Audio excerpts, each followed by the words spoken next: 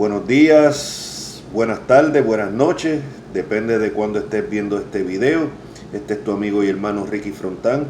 Hoy vamos a continuar en este video con la enseñanza expositiva acerca del libro de Apocalipsis. Y en el último video, que fue el cuarto video sobre esta serie y la primera parte del tema que vamos a continuar hoy acerca del retorno de nuestro Señor Jesucristo, la segunda venida de nuestro Señor Jesucristo, un tema que lamentablemente ha sido puesto a un lado en nuestras iglesias, el cual prácticamente ni se predica, ni se enseña, ni se habla. Y para eso, en el versículo que nos quedamos fue Apocalipsis 1, versículo 7, donde dice: He aquí que viene con las nubes, y todo ojo le verá, y los que le traspasaron y todos los linajes de la tierra harán lamentación por él. Sí, amén. La semana pasada vimos diferentes pasajes en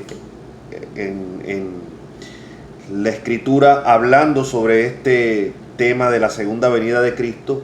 Leímos la semana, en el último video, Juan 14 del 1 al 3, donde el Señor dice: no se turbe vuestro corazón, creéis en Dios, creed también en mí. Y vimos como dice: en la casa de mi Padre muchas moradas hay, si así no fuera yo os lo hubiera dicho, voy pues a preparar lugar a vosotros, y si me fuere y os preparare lugar, vendré otra vez y os tomaré a mí mismo, para que donde yo estoy vosotros también estéis. Vimos que esto era un tema continuo tanto en la enseñanza de nuestro Señor Jesucristo como en la enseñanza de los apóstoles. Estuvimos una breve explicación, y esto es un repaso rapidito de lo que tocamos en el último video. Cuando nosotros vemos este pasaje de Juan 14:1 y lo miramos en su contexto, estamos viendo que cuando él dice en la casa de mi Padre, muchas moradas hay, es como si él estuviera diciendo en mi familia. O sea, esto no está hablando de que él está hablando de que hay mucho, que en el cielo como que hay un edificio y que él va a ir a preparar lugar para... No, cuando él dice en la casa de mi Padre muchas moradas hay, es como decir yo, mira, en mi familia hay mucho espacio, hay lugar para ti, ¿ves? Entonces la palabra moradas que se usa aquí viene del griego mone. Esto de acuerdo al diccionario expositivo Vine, y dice el diccionario expositivo: no hay nada en este término que indique compartimientos separados en el cielo, ni sugiere tampoco lugares temporales de descanso por el camino. O sea, aquí en realidad lo que el Señor está diciendo en este texto es como decir: en mi familia hay lugar para ti. O sea, no está hablando de habitaciones en el cielo, sino de una posición espiritual en Cristo. Voy pues a preparar lugar. Esto no está hablando de una construcción en el cielo, sino de que Él se dispone, lo que Él se dispone a hacer en la cruz. En el contexto, esto fue poco antes de que ya Él se estaba preparando pues a los discípulos para lo que iba a venir, que era cuando Él iba a ser crucificado por nuestros pecados. Así que vemos que este pasaje nada tiene que ver con que el Señor se va a ir a construir habitaciones como lamentablemente algunos hermanos enseñan. Tampoco esto está hablando de algo separado a la venida gloriosa de nuestro Señor Jesucristo. O sea, se está refiriendo a lo mismo, a su venida en gloria. Por eso dice: y si me fuere y os preparare lugar, vendré otra vez. Y aquí está hablando ya de su segunda venida. Y os tomaré a mí mismo, para que donde yo estoy, vosotros también estéis. O sea, algunos hermanos pretribulacionistas, dispensacionalistas, dicen que esto no puede ser la segunda venida en gloria de Cristo, sino el rapto secreto, pero nada sugiere tal cosa. O sea, cuando él dice para que donde yo estoy vosotros también estéis, fíjate que nada dice de llevarlos al cielo, ni nada de secreto. O sea, todo esto son ya ideas que se están imponiendo en el texto, en lo cual ese no es el tema. Está hablando, es un texto para dar consuelo a sus discípulos, preparándolo para lo que ellos iban a experimentar cuando él fuera arrestado y crucificado. o sea, es un texto de esperanza. Pero por eso es que, como dijimos en el video anterior, el tema de la segunda venida de Cristo es un tema de esperanza. Es un tema de esperanza para la iglesia, que debe de estar añorando su retorno continuamente. Leímos acerca también en el último video, acerca de Mateo 24, del 2 al 14, Mateo también 24, 29 y 31. No vamos a ir para allá. Les sugiero que si no han visto el video anterior, lo busquen. Se acerca la enseñanza de Apocalipsis, acerca de la segunda venida de Cristo. Puedes buscarlo, están en YouTube ahí. Así que te recomiendo que si no has visto los primeros 4 videos, que los vea primero y después ves este. Pero ahí entramos en detalle y dejamos claro que nosotros estamos viviendo en lo que se llama principio de dolores. Estamos viviendo los principios de dolores que cubren desde la primera venida de Cristo, después de su sacrificio, hasta su retorno, y van a ir incrementando estos dolores, estos principios de dolores, como la mujer cuando está en parto. Sufre, hay mucho dolor, pero finalmente ese dolor se vuelve en alegría cuando la mujer da a luz su bebé, ¿no? Así estos principios de dolores, terremotos, pestes, pandemias, persecuciones, falsos maestros, todo esto va a seguir incrementando a medida que se acerca a la venida de Cristo. Y yo creo que en estos últimos tiempos podemos ver cómo esto ha seguido incrementando. Los terremotos en mi isla, Puerto Rico, una cosa terrible que nunca se había visto de esa manera. La pandemia ahora que estamos pasando, cada vez hay más virus, enfermedades, que si bacterias, las falsas enseñanzas, todo esto. Esto no es para uno poner fecha y decir, mira, quiere decir que Cristo viene ya la semana que viene, o que ya de un momento. No. Esto es para que nosotros estemos cada vez más enfocados en el retorno de Cristo. Esto es como recordándonos, Cristo viene. Cristo viene. El día y la hora nadie lo sabe. Y mucho cuidado con estas personas que se andan poniendo fecha. Siguiendo en este breve repaso, vimos también que en su partida, cuando Jesús fue ascendido a los cielos, en Hechos 9 y 11 hablaron también de su segunda venida. Nosotros vimos en Hechos 1, 9 al 11, dice: y habiendo dicho estas cosas, viéndolo ellos, o sea sus discípulos, fue alzado y les recibió una nube que lo ocultó de sus ojos, y estando con los ojos puestos en el cielo, entre tanto que él se iba, he aquí se pusieron junto a ellos 2 varones con vestiduras blancas, los cuales también les dijeron: varones Galileos, ¿por qué estáis mirando al cielo? Este mismo Jesús que ha sido tomado de vosotros al cielo, así vendrá como lo habéis visto ir. De la misma manera, de una manera visible, de una manera que ellos lo vieron irse al cielo, de esa misma manera va a regresar, como leímos aquí en Apocalipsis 1:7, que dice: aquí vienen las nubes y todo ojo le verá. No va a ser una venida secreta, va a ser una venida en gloria que todo ojo lo verá. Yo sé que algunos hermanos pueden discrepar conmigo en esto por la enseñanza de un rapto pretribulacional secreto. Vamos a tocar, aunque ese no va a ser el enfoque de este estudio, pero sí vamos a tocar algo de eso. Aquí el enfoque es la esperanza de la venida de Cristo, que tiene que tener todo creyente y que tristemente se ha perdido últimamente. A los judíos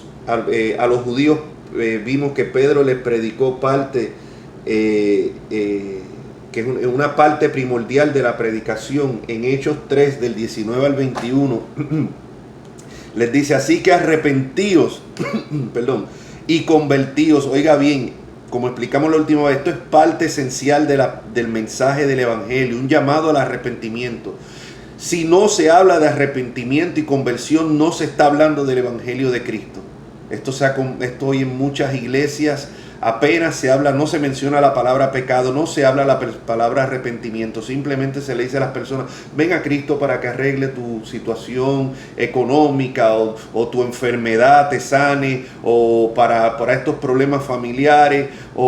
No, Señor, esa no es la manera. La manera de presentar el Evangelio, ya lo he dicho varias veces, es presentarle a las personas cuál es su posición delante de Dios, que todos han pecado. Amigo que me estás mirando en este momento, todos han pecado, están destituidos de la gloria de Dios, nadie se salva por bueno.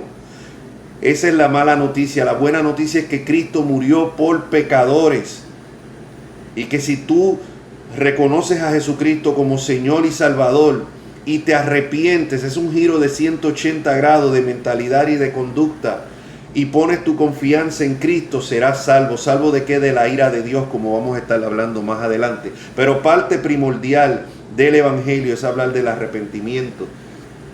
Así que arrepentíos, les dijo Pedro, y convertíos, para que sean borrados vuestros pecados. Nota bien, no es para que sea sanado tu cuerpo, no es para que tengas una vida color de rosa aquí en la tierra, no, sino para que sean borrados vuestros pecados. Fue por eso que Cristo murió en la cruz, para que vengan de la presencia del Señor tiempos de refrigerio, y Él envíe a Jesucristo que os fue antes anunciado. Aquí vemos nuevamente refiriéndose a la segunda venida de Cristo, a quien de cierto es necesario que el cielo reciba hasta los tiempos de restauración de todas las cosas.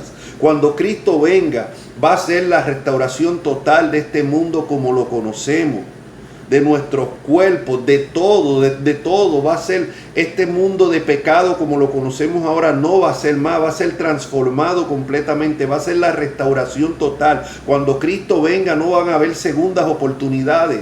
Es como si la muerte te sorprende ahora, ya tú no vas a tener segundas oportunidades. Dice, hasta la restauración de todas las cosas de que habló Dios por boca de sus santos profetas que han sido de tiempo antiguo. Como vemos, esta enseñanza de los apóstoles de la segunda venida de Cristo la enseñaban junto a la iglesia primitiva, la anhelaban ansiosamente, hablaban constante de ella, vivían a la luz de esa esperanza. Mi amigo, mi hermano, mi hermana que estás en Cristo, ¿vives tú a la luz de esa esperanza del retorno de Cristo? Cuando miras las noticias, cuando ves las cosas como están, como los tiempos que estamos viviendo, ¿no anhelas en tu corazón que Cristo venga más ya?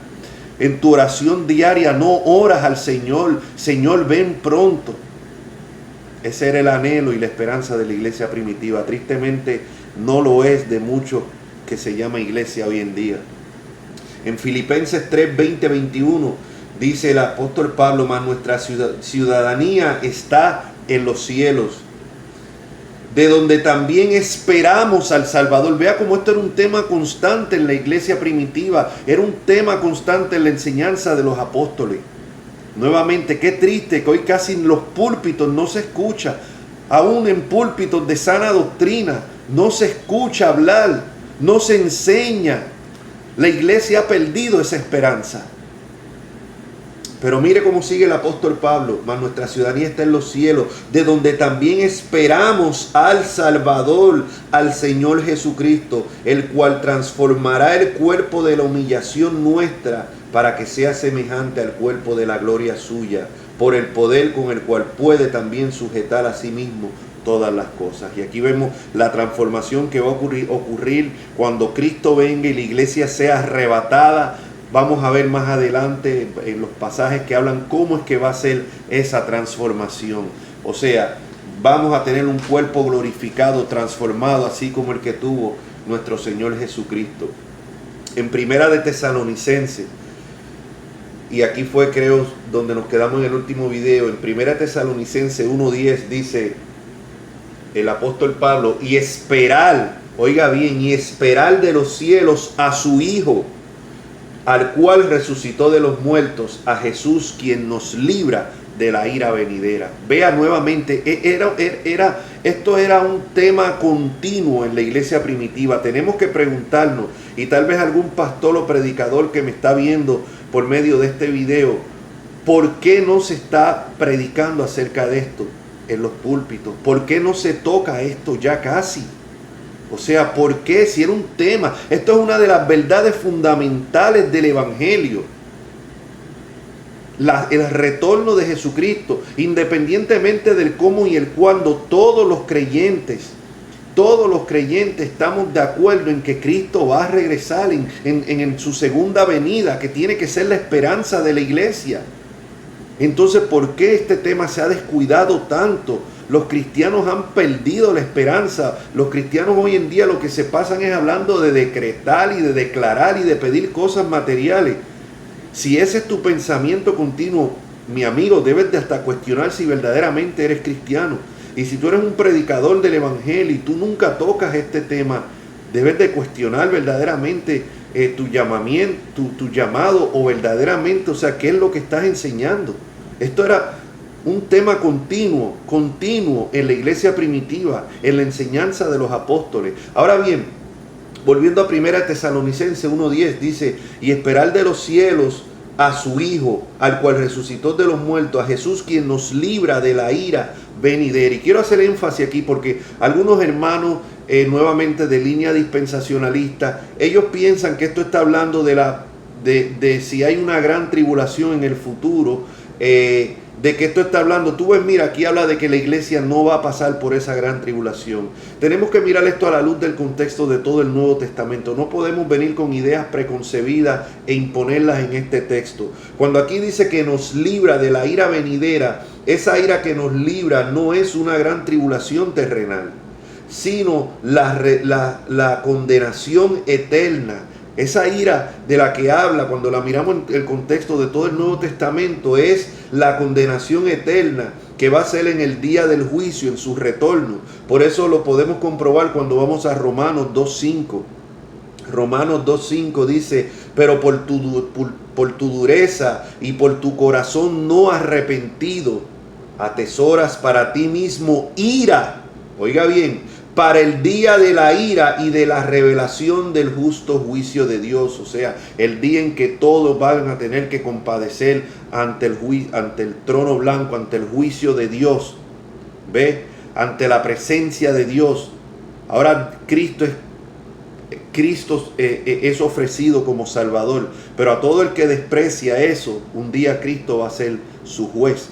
Y eso es a lo que se refiere. O sea, cuando está hablando de que Cristo nos libra de la ira, no está hablando de una gran tribulación terrenal. Está hablando del día del juicio, de la condenación eterna, como vemos aquí en Romanos 2:5, que dice que por tu dureza y por tu corazón no arrepentido, personas que continuamente escuchan la palabra de Dios, hasta simpatizan con ella, simpatizan van a la iglesia, asisten a la iglesia, miran estos videos, pero aún así no se han arrepentido. La Biblia dice: por ese corazón, por esa dureza y por ese corazón no arrepentido, estás atesorando cada momento que respira, estás atesorando ira para el día del justo juicio de Dios. Y es de esa ira que nos va a librar Jesucristo. Es de esa ira que tenemos la seguridad que somos librados por el sacrificio de Cristo. No es por tribulaciones aquí terrenales, no es por una gran tribulación, una futura gran tribulación terrenal,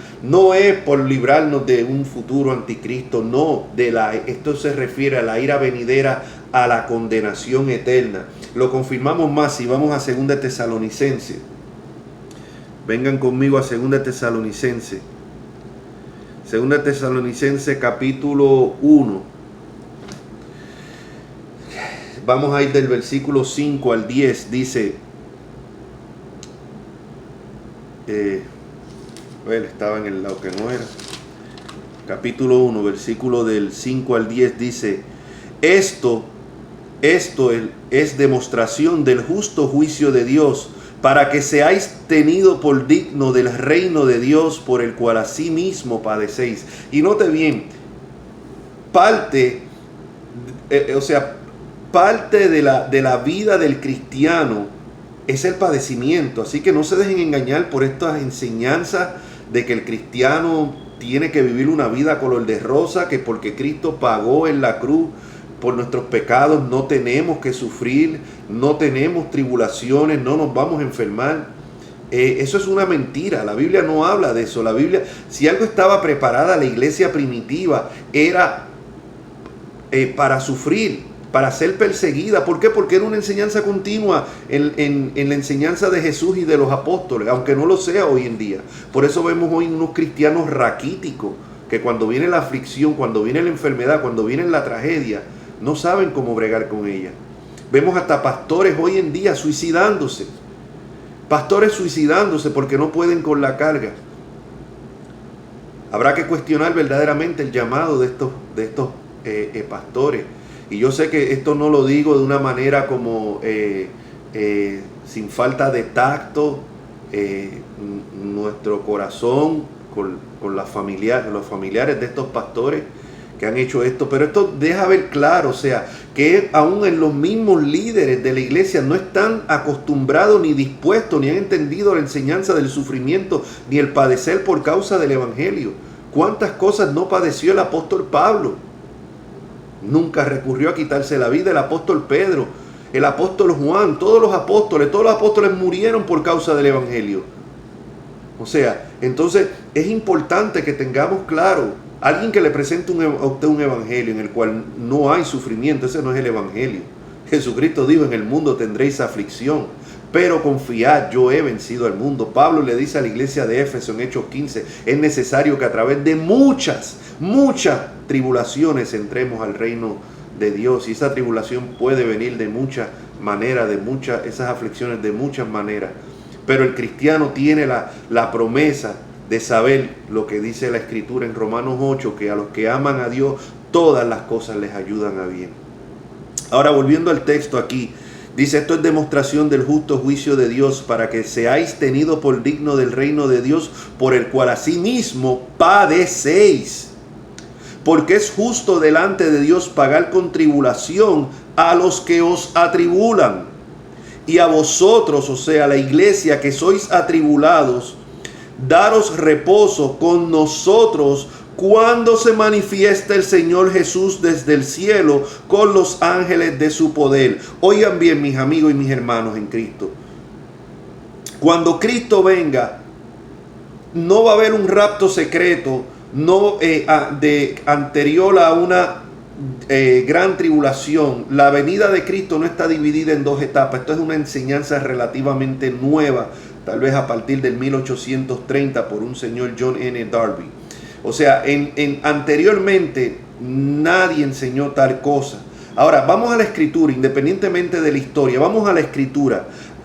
Aquí vemos claramente que cuando los cristianos van a ser, dice aquí, a vosotros que sois, daros reposo. Cuando los cristianos van a recibir reposo, es cuando se manifieste el Señor en las nubes, que todo ojo le verá. No está hablando de que los cristianos van a ser raptados 7 años antes de la segunda venida en gloria, y que entonces que van a recibir el reposo y van a ir al tribunal de Cristo y van a recibir su recompensa. No, mis hermanos, esa enseñanza no es la enseñanza apostólica. La enseñanza apostólica es que el reposo de la iglesia viene, y es como le enseñó el apóstol Pablo, en la manifestación gloriosa de Cristo, la cual nuestros hermanos dispensacionalistas dicen que la iglesia no debe de esperar, que la iglesia no está esperando la manifestación gloriosa de Cristo, sino que están esperando un arrebatamiento separado por 7 años de esa manifestación gloriosa. Pero eso no es lo que enseña el apóstol Pablo.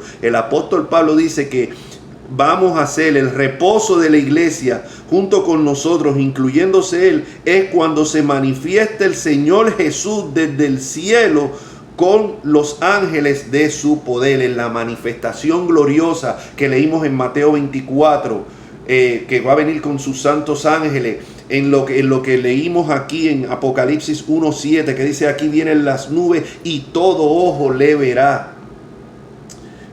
Mire cómo sigue, versículo 8, en llama de fuego para dar retribulación a los que no conocieron a Dios. O sea, que cuando Cristo venga, va a dar el reposo a su iglesia,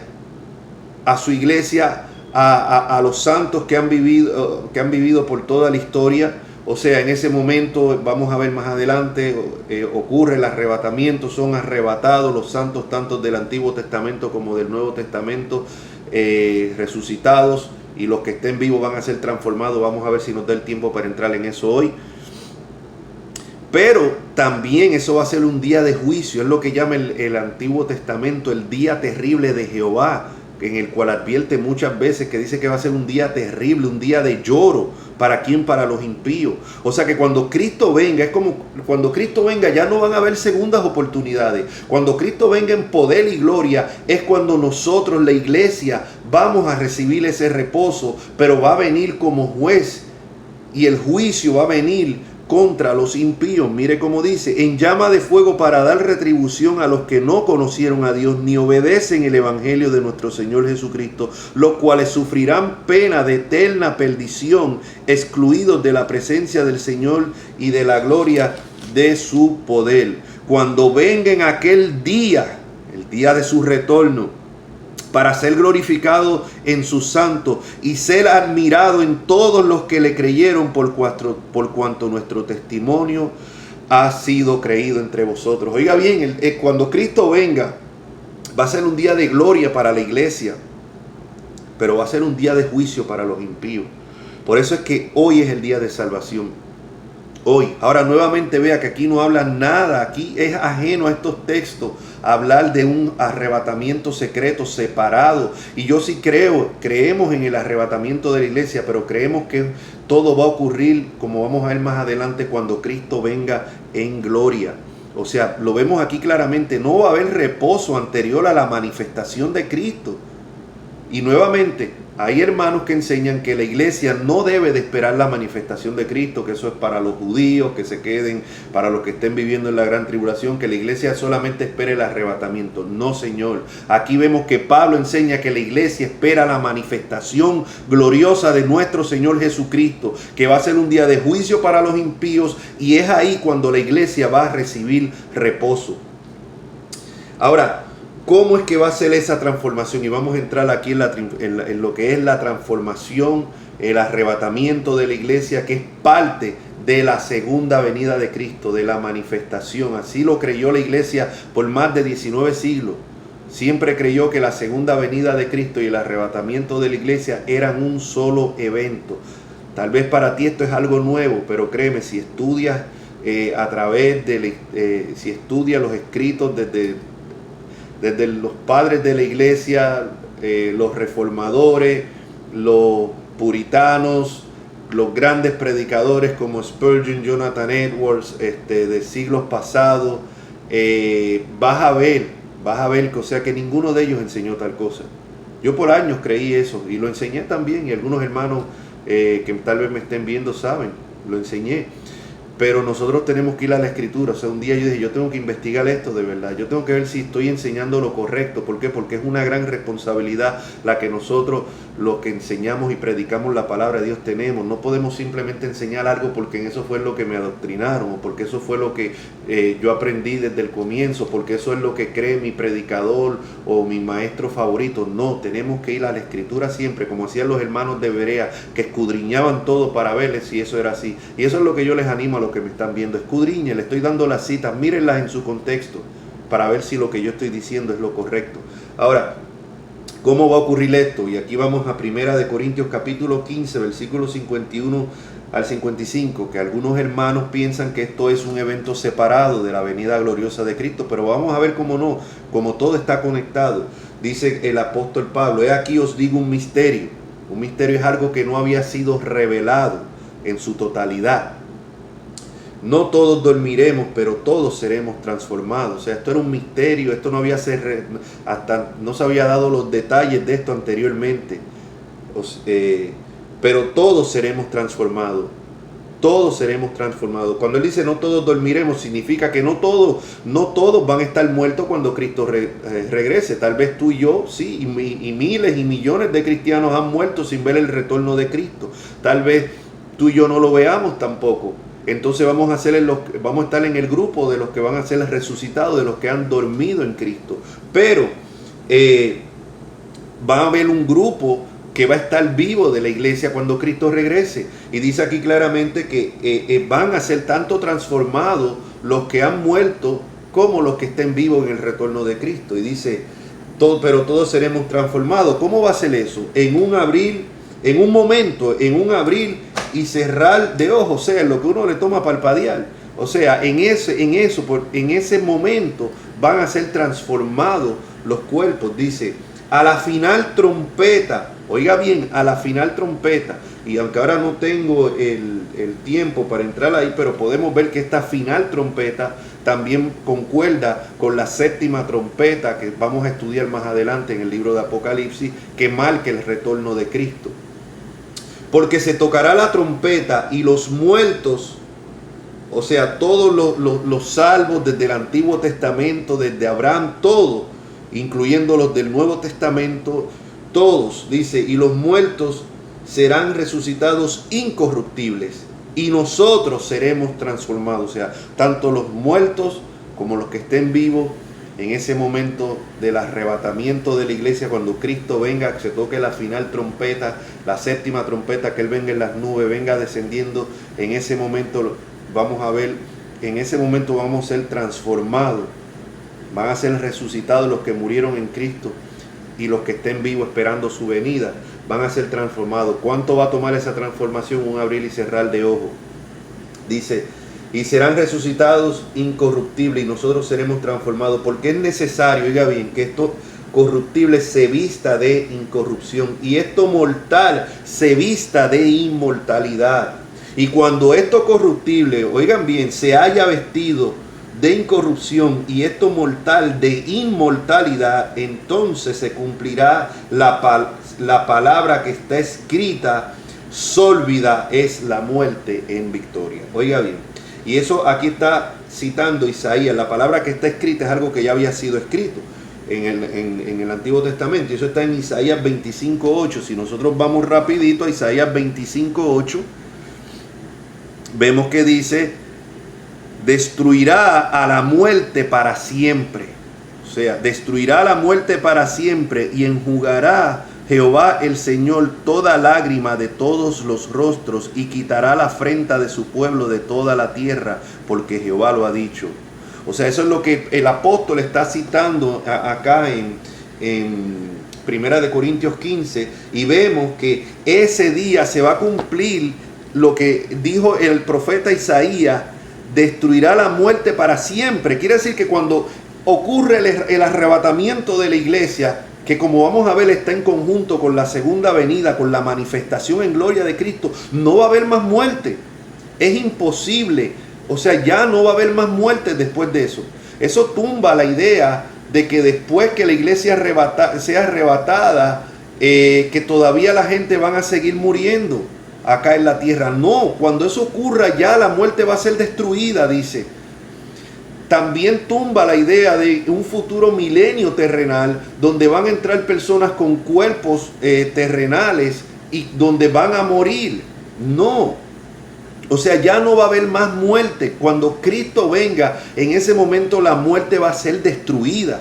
Y esto en en 1 Corintios 15, que muchos hermanos dicen: no, eso se refiere solamente al arrebatamiento, no tiene que ver nada con la segunda venida de Cristo en gloria. Pero note bien, aquí el apóstol Pablo dice que cuando eso ocurra, dice: se cumplirá la palabra escrita, sólvida es la muerte en victoria. ¿Dónde? Versículo 55, ¿dónde está, oh muerte, tu aguijón? ¿Dónde, oh sepulcro, tu victoria? O sea, la muerte va a ser destruida, no va a haber más muerte. No va a haber más muerte después que seamos transformados. Y no solamente, fíjate que aquí no dice la muerte solamente para los creyentes, no, en general la muerte va a ser destruida. No puede haber más muerte después que seamos transformados y reunidos con Cristo en las nubes para descender aquí a la tierra. No puede haber más muerte cuando Cristo venga en gloria. Eso, o sea, entonces tumba completamente la idea de un milenio terrenal donde van a entrar personas y van a morir, e inclusive después al final del milenio se van a reunir todos para rebelarse contra Cristo, y entonces finalmente Dios los va a destruir. No va a haber más muerte. Cuando Cristo venga en las nubes, cuando se ocurra la transformación de la iglesia, no va a haber más muerte. ¿Dónde está, oh muerte, tu aguijón? ¿Dónde, oh sepulcro, tu victoria? Un poco anterior a eso, 1 Corintios 15, 26, va de acuerdo a lo que leímos en Isaías 25:8, y aquí en el versículo 55 dice: y el postrer enemigo que será destruido es la muerte. El postrer enemigo que será destruido es la muerte. Cuando Cristo venga, cuando la iglesia sea arrebatada, no va a haber más muerte. Vamos a tener cuerpos glorificados para estar siempre con el Señor. Vamos ahora a Primera de Tesalonicenses, aquí cerquita, y con este vamos a cerrar. Voy a tratar de explicarlo lo más posible porque ya se nos está, como dije, yo sabía que este tema me iba a tomar por lo menos un mínimo por lo menos de tres videos, y cuidado si llegamos a 4, porque queremos explicar esto bien, no queremos dejar dudas sobre este tema Primera de Tesalonicenses, capítulo 4, del 13 al 18, otro pasaje que habla del arrebatamiento de la iglesia, que nuevamente algunos hermanos insisten en que esto no tiene nada que ver con el retorno en gloria de Cristo, pero vamos a ver que sí tiene todo que ver, es un solo evento. Nosotros creemos en el arrebatamiento de la iglesia. A veces nos acusan, no, es que ustedes no creen en el rapto, ustedes no creen en el arrebatamiento. Sí creemos en el arrebatamiento. Lo que creemos es que es un solo evento con la venida de Cristo, como lo demuestra claramente las Escrituras. Dice, versículo 13, dice, tampoco queremos, hermano, el apóstol Pablo, que ignoréis acerca de los que duermen. ¿Quiénes son los que duermen? Acerca de los que han muerto. Los cristianos, había una preocupación en los hermanos de la iglesia de Tesalónica por las personas que habían muerto. Y bueno, ¿qué pasará con ellos cuando Cristo venga? Esa era la esperanza de ellos, el retorno de Cristo. ¿Qué pasará con estos hermanos que murieron? ¿No van a ser parte de recibir a Cristo? Pablo les dice, no queremos que ignoréis acerca de los que duermen, para que no os entristezcáis como los otros que no tienen esperanza. Oiga bien, la Biblia no dice de que cuando muere un ser querido de nosotros no podemos llorar o no podemos entristecernos. No, mis hermanos, o sea, no, es que si muere un ser amado mío, es que yo voy a llorar, es que me va a causar tristeza. ¿Por qué? Por esa separación. Por esa separación, lo que la Biblia dice es que no lo hagamos como el que no tiene esperanza. Usted ve muchas veces los funerales de personas no creyentes y no hay una esperanza, lloran sin desconsuelo, no hay esperanza de verse nuevamente en la presencia de Cristo, no hay esperanza para las personas que solamente creen que esto es todo lo que hay, pues se acabó la esperanza con la muerte. El cristiano después de la muerte tiene esperanza. Tenemos esperanza que si la muerte nos sorprende, hoy vamos a estar en la presencia del Señor y un día seremos arrebatados y nuestros cuerpos transformados. Tenemos esperanza de que nuestros familiares que han muerto en Cristo, un día nos vamos a reunir con ellos en la presencia del Señor. Entonces sí nos da tristeza. Yo he perdido seres queridos, que me ha dolido mucho, que he llorado mucho en el momento que ocurrió, pero no como el que no tiene esperanza, porque en medio de ese dolor tenía la esperanza de volver a ver a mi abuelita, a mi abuelito que murieron en el Señor un día otra vez. Me duele, lloro por ellos, por el desprendimiento temporal que hay ahora. Es como a veces cuando una madre se despide de un hijo que va para otro país, o los padres lloran en ese momento por la tristeza de esa separación, que saben que probablemente lo van a volver a ver otra vez. Así es, nosotros lloramos por ese momento de tristeza, pero tenemos la esperanza, no como los que no tienen esperanza. La persona que no está en Cristo no tiene esperanza después de esta vida. Se acabó todo y ya. Por eso muchas personas terminan suicidándose, porque creen que ya una vez se suicidan se acabó todo. No saben que salen de Guatemala para Guatapeor, porque es peor lo que les espera en el otro lado. O sea, ahora muy bien, dice, no quiero que os entristezcáis como los otros que no tienen esperanza, porque si creemos que Jesús murió, oiga bien, y resucitó, así también traerá Dios con Jesús a los que durmieron en él. Si creemos en la resurrección, que Cristo murió y resucitó a sí mismo traerá Dios con Jesús a los que durmieron en él. Por lo cual os decimos esto en palabra del Señor, que nosotros que vivimos, que habremos quedado hasta la venida, oiga bien, hasta la venida, no está hablando de un evento separado de la venida en gloria de Cristo. Está hablando, Pablo esperaba quedarse, tenía la esperanza de estar cuando Cristo fuera manifestado. O sea, él no estaba esperando un rapto secreto, separado, donde solamente la iglesia iba a ser arrebatada secretamente. No, él esperaba la manifestación, como vimos anteriormente en 1 Tesalonicenses, en el capítulo 1, del 10 en adelante y en el 1 del 5 al 10. O sea, lo vimos claramente. Y aquí él dice, nosotros los que habremos quedado hasta la venida del Señor. Note que esto era un tema continuo, un tema de esperanza. Esto no era un tema para estar discutiendo, esto no era un tema para estar uno buscando fecha, haciendo cálculos de fecha para cuando el Señor viene. Es un tema de esperanza, especialmente en los momentos de dolor. Jesús habló poco antes de ser crucificado, les habló de su venida a los discípulos para darle esperanza. Aquí Pablo está hablando de cuando de dar esperanza a una iglesia perseguida, a una iglesia que había visto muchos de sus miembros morir ya.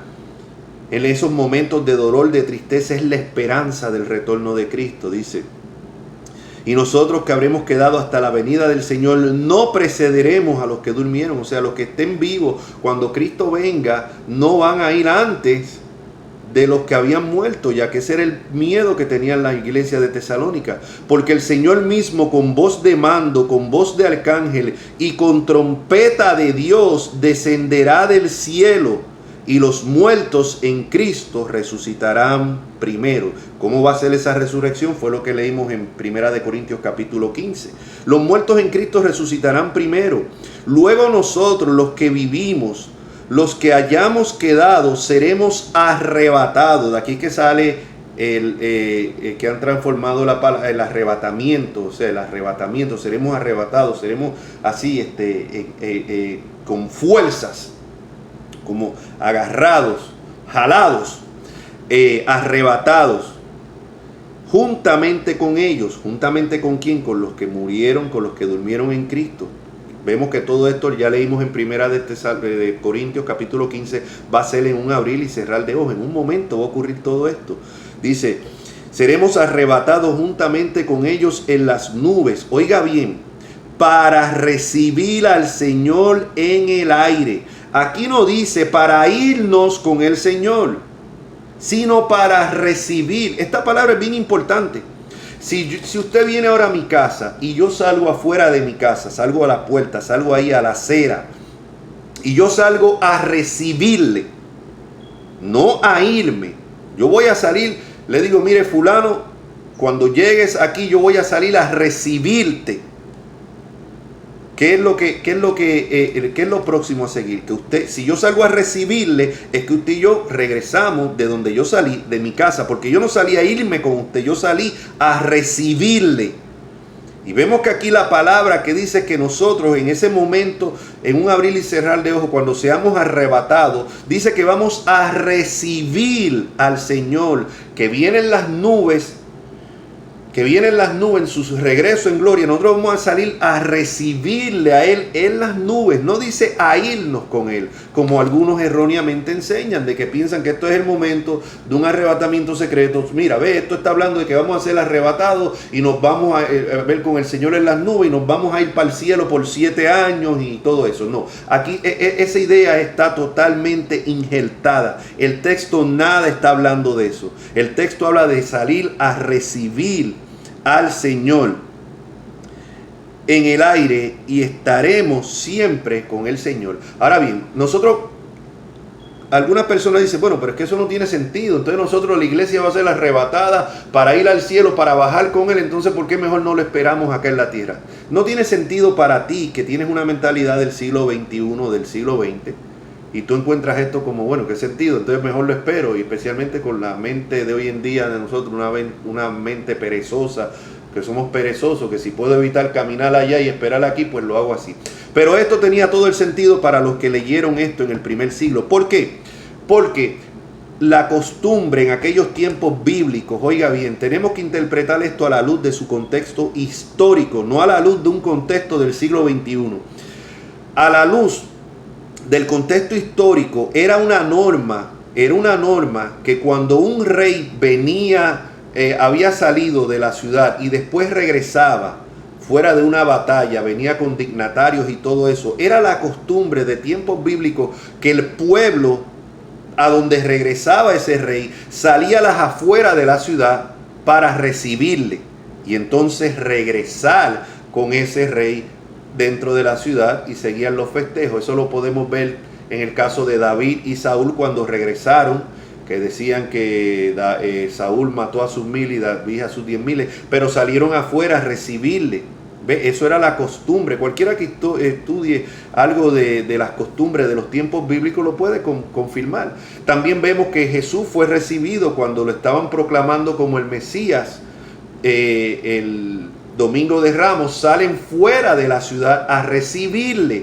¿Por qué? Porque será la costumbre salir fuera de la ciudad para recibir a los reyes, a los dignatarios y regresar con ellos dentro de la ciudad. Y eso es, de acuerdo a ese contexto histórico, lo que Pablo está diciendo aquí. O sea, nosotros vamos a salir a recibir al Señor que regresa a las nubes para entonces estar siempre con Él. Note bien, dice para estar siempre con Él, no dice para irnos para tal lado. A partir de ese momento ya nunca vamos a ser físicamente separados de Cristo. Eso es lo que está hablando este texto. Nuevamente les leo: luego nosotros los que vivimos, los que hayamos quedado, seremos arrebatados juntamente con ellos, o sea, con los que han muerto en Cristo, en las nubes para recibir al Señor en el aire. Recibir. Aquí la palabra clave es recibir, no para irnos con el Señor. Y así estaremos siempre con el Señor. Siempre. Como vemos, aquí no vemos nada que esté hablando de un arrebatamiento separado de la segunda venida en Cristo. Esto era ajeno para ese tiempo. Vuelvo y le digo, esta enseñanza en verdad no surge hasta alrededor del 1830 por un señor John N. Darby. Después la popularizó el señor Scofield en su Biblia de estudio. Popularizó esta enseñanza de un rapto secreto separado de la segunda venida en gloria de Cristo. Esta Biblia de Scofield la compraron muchos seminarios, como el seminario de Dallas, como el seminario de Moody. Muchos de los que estudiaron en estos seminarios fueron a nuestros países como misioneros, y esta fue la enseñanza que trajeron, por ejemplo, en la mayoría de nuestras iglesias. Y por eso es que para nosotros es como que, wow, esto no es que esto siempre ha sido así, esta enseñanza. No, es una enseñanza relativamente nueva. De hecho, yo tengo aquí un libro, se lo voy a recomendar. Se llama, es en inglés, The Hope of Christ's Second Coming. O sea, para los que leen inglés, porque no está en español, se traduce la esperanza de la segunda venida de Cristo. El señor que escribió esto, el señor Samuel P. Tregelles, no sé cómo se pronuncia bien. Pero este señor fue contemporáneo del señor John Darby. Cuando John Darby surgió con esa enseñanza de un rapto secreto, este señor era contemporáneo. De hecho, eran miembros del mismo club, de la misma asociación de los hermanos de Plymouth, donde Darby era parte de ese grupo, y este señor también. Y cuando Darby sale con esa enseñanza nueva para ese tiempo, este señor se le opone grandemente. Y este señor era premilianista, así que para los hermanos dispensacionalistas, este señor era premilianista histórico, que era el premilianismo que el único premilianismo que se conocía anterior al señor John Darby y del dispensacionalismo. Pero bueno, ya para terminar, porque me he requete pasado, vamos por 47 minutos y no quiero hacer estos videos así de largo. Dice, recibir al Señor en el aire, y así estaremos y así estaremos siempre con el Señor. Esa es la esperanza. Versículo 18. Por tanto, alentaos los unos a los otros con estas palabras. Nuevamente, la enseñanza de la segunda venida de Cristo es una enseñanza para traer esperanza, para traer aliento. No es para entrar en discusiones, no es que porque el arrebatamiento ocurre antes, después de la tribulación, y muchos en iglesias prefieren ni tocar este tema también por causa de las diferentes posturas escatológicas. No, aquí lo que estamos todos de acuerdo es que Cristo viene por segunda vez. El cómo y el cuándo es debatible, aunque nosotros creemos firmemente, como he mostrado aquí por las Escrituras, que el arrebatamiento ocurre cuando Cristo venga en su manifestación, y lo vamos a ver, lo hemos visto hasta ahora y lo vamos a ver en los próximos versículos. Pero lo más importante de esto, independientemente del cómo y el cuándo, es la esperanza, es el aliento que debe de causar. Una vida de dolores, una vida de tribulación, una vida de hoy estamos bien, mañana estamos contentos, mañana una visita al médico nos puede dar una mala noticia acerca de nosotros, de un ser querido, una vida en la que estamos pasando continuamente tribulaciones. En esos momentos de tragedia, de tribulación, la esperanza, el aliento es el retorno de Cristo, cuando seremos transformados, cuando no va a haber más muerte, cuando vamos a estar siempre físicamente en su presencia. Si tú no estás en Cristo, amigo, tal vez tú simpatizas con el Evangelio, tal vez tú dices, bueno, me gusta la enseñanza que trae este hermano, la enseñanza que trae Ricky, me gusta, pero es que esto tiene que ser más que te guste, esto es que tú tienes que estar en Cristo, porque si no, no hay esperanza para ti en el retorno de Cristo. Lo que va a haber es juicio, como vimos. Va a haber juicio para los que rechazaron el Evangelio. No es simpatizar con el Evangelio, es recibir el Evangelio por medio del arrepentimiento y la fe en Cristo. Así que ese es mi anhelo. Recuerda que si la muerte te sorprende hoy, ya Cristo vino para ti, ya no va a haber más segunda oportunidad. Está establecido, como dice el libro de Hebreos en el capítulo 9, porque está establecido para los hombres morir una sola vez y después el juicio. Bueno, mis amigos, mis hermanos, hasta aquí les voy a dejar, nos hemos pasado de tiempo. En el próximo, vamos a ver en el próximo video, en el tercer video acerca de esto, de la segunda venida de Cristo, vamos a ver entonces las implicaciones de vivir a la luz de esa esperanza. Las implicaciones a vivir a la luz de esa esperanza. Así que mis amigos, mis hermanos en Cristo, será hasta el próximo video. Estén pendientes porque lo voy a estar haciendo bien prontito. Queremos adelantar estos videos. También quiero tocar otros temas que vamos a estar trayendo en otros videos. Así que sea la paz de Cristo con ustedes. Si no estás en Cristo, no es que simpatices con Cristo, es que estés en Cristo. Que seas una nueva criatura en Cristo. Ahora es el momento de clamar en tus propias palabras: Señor, perdóname, sálvame, vengo a ti, sálvame, límpiame de mis pecados. Sé que soy pecador. En tus propias palabras. Esto no se trata de repite conmigo esta oración. En tus propias palabras de corazón, dile eso al Señor. Puedes escribirme cualquier pregunta que tengas sobre este tema.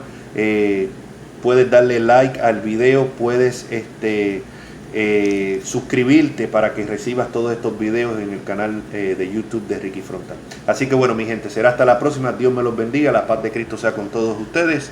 Amén.